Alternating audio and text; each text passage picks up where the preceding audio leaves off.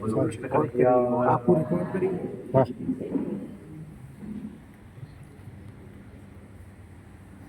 કસ્તૂરી તિલકમ લલાટ પટલે વક્ષસ્થલે કૌસ્તુભમ નાસાગ્રે વરમૌક્તિકમ કરતલે વેણુકરે કંકણમ ખુશી ગઈ સર્વાગ્યૈ હરિચંદનમ સુલલિતમ કંઠે ચ મુક્તાવલી ડબલ કરી દો गोपश्री परिवेष्टितो विजयते गोपालचूडामणि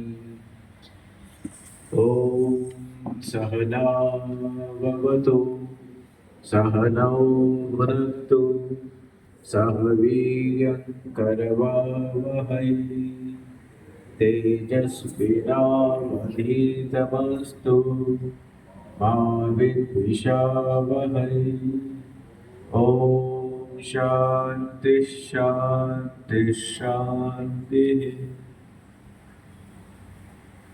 ઉમર મહોત્સવ આ શીર્ષકથી સમન્વય સંસ્થા દ્વારા તેમજ એના ભાગરૂપે કલ્યાણ પ્રસાદમાં સમગ્ર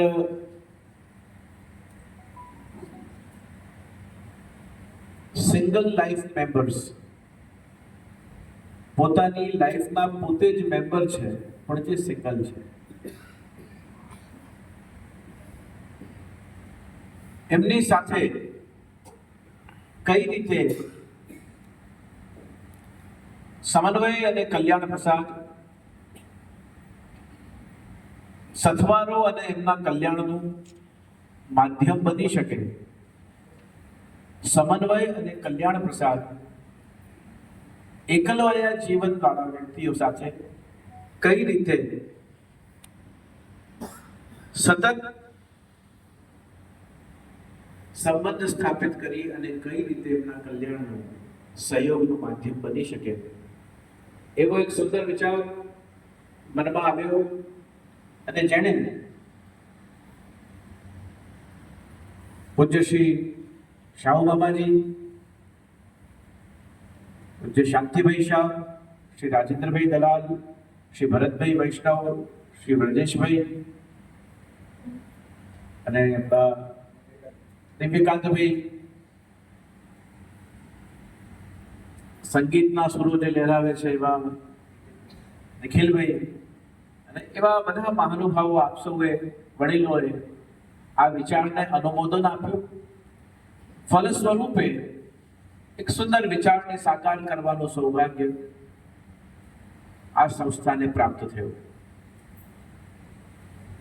વેદનું એક શ્રુતિ છે, વેદનું એક વચન છે, સ એકાકી ન રમતે દ્વિતીયમય છે.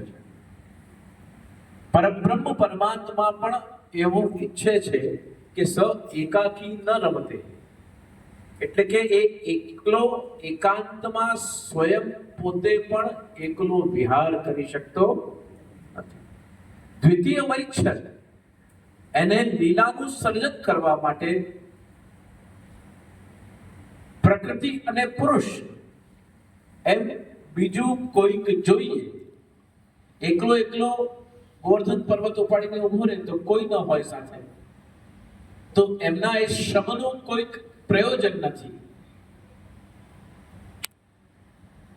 એકલા માખણ ચોરી કરવા ન જાય, બધાને સાથે લઈને જાય. લંકા પર ચઢાઈ કરવી હોય તો એકલા સામર્થ્યવાન છે, રામેશ્વર તરફ ઉભા લંકા તરફ દ્રષ્ટિ કરે તો લંકા બળીને ભસ્મભૂત થઈ શકે છે. પણ વાનરોને સાથે લઈ અને સ એકાકી ન રમતે, જે કોઈક જીવનમાં એકલા છે એને પોતાની સાથે જોડીને અને પછી એ જીવનનો ઉત્સવ બનાવે, એ તત્વનું નામ જ પરમ તત્વ પરમાત્મા છે.